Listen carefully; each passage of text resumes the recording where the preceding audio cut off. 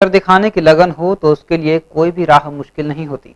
ऐसे ही मुश्किल भरी राह पर चल रहा है सेक्टर 13 का रितेश। रितेश भले ही शारीरिक रूप से विकलांग है, मगर उसकी लगन व जज्बा आज भी कुछ कर दिखाने की चाह रखता है। वहीं रितेश के अभिभावक भी रितेश के जीवन को एक चुनौती भरा जीवन मानते हैं।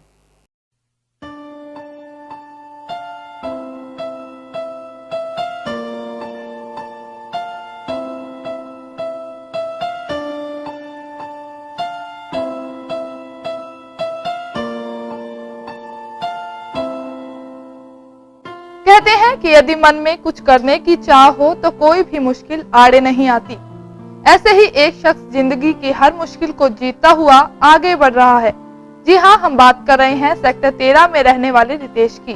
भले ही रितेश शारीरिक रूप से पूर्णतः विकलांग है, फिर भी रितेश में कुछ कर दिखाने की लगन साफ देखी जा सकती है। 30 वर्षीय रितेश ने मास्टर ऑफ इंफॉर्मेशन टेक्नोलॉजी की डिग्री भी हासिल कर ली है।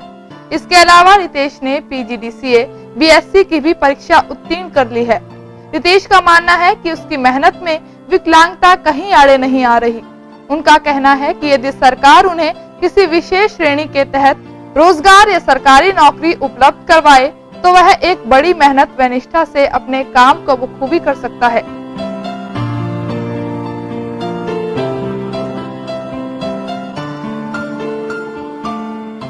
मैं चुनौती को एक अपॉर्चुनिटी मानता हूँ कि मैं बाकी जितने भी दूसरे स्पास्टिक बच्चे हैं जिनको सेरेब्रल पैल्सी, उनके लिए मैं कुछ कर पा रहा हूँ।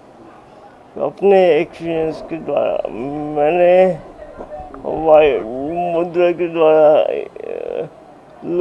इसको इम्प्रूव करने के लिए कई विधियाँ निकाली हैं, जैसे कि वायु मुद्रा से हम इम्प्रूव कर सकते हैं और लिखने का तरीका कैसा हो कि सेरेब्रल पैल्सी के बच्चों को इम्प्रूव कर सके।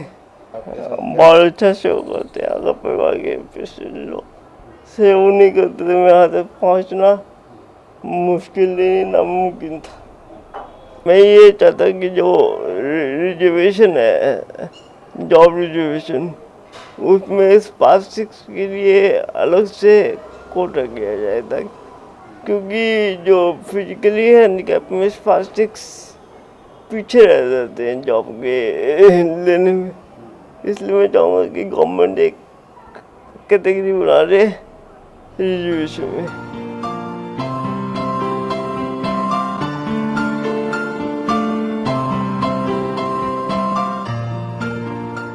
वहीं रितेश के अभिभावक भी रितेश की विकलांगता को उसकी मेहनत में अड़चन नहीं मानते। हालांकि वे रितेश की जिंदगी को एक चुनौतीपूर्ण जिंदगी तो मानते हैं। नहीं, हमें भगवान से निराशा नहीं है। भगवान ने हमें एक काम दिया है कि उसने सोचा है कि हम उसको कर सकते हैं, इसलिए हमें दिया है। हम अपनी हर कोशिश करते हैं कि वो स्वावलंबी बने और कुछ करे। कठिनाइयाँ तो बहुत ही आई हैं, शुरू से लेके अब तक कठिनाइयाँ हैं।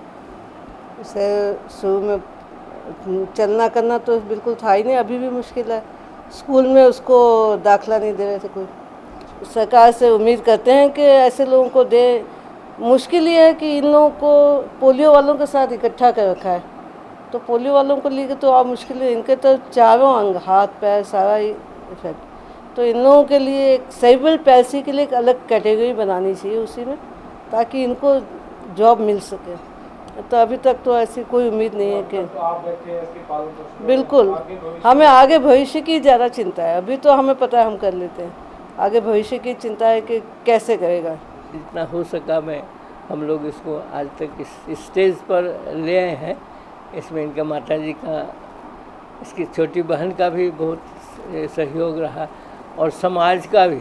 जहाँ भी हम लोग गए उन्होंने हमारी दिक्कतों को सोचा और किया। अब यह है कि अब आगे की समस्या बनी हुई है, तो भगवान के भरोसे हैं हम लोग, और यदि कुछ हो गया तो हम लोग की खुशी होगी।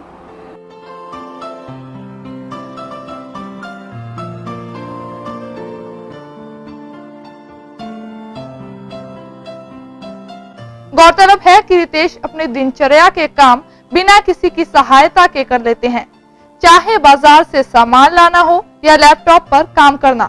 रितेश अपने काम को बखूबी अंजाम दे लेते हैं। बहरहाल रितेश सिन्हा जैसे लोग आज समाज के लिए एक बड़ी मिसाल बनकर सामने आ रहे हैं और लोगों के लिए एक प्रेरणा स्रोत भी बन रहे हैं।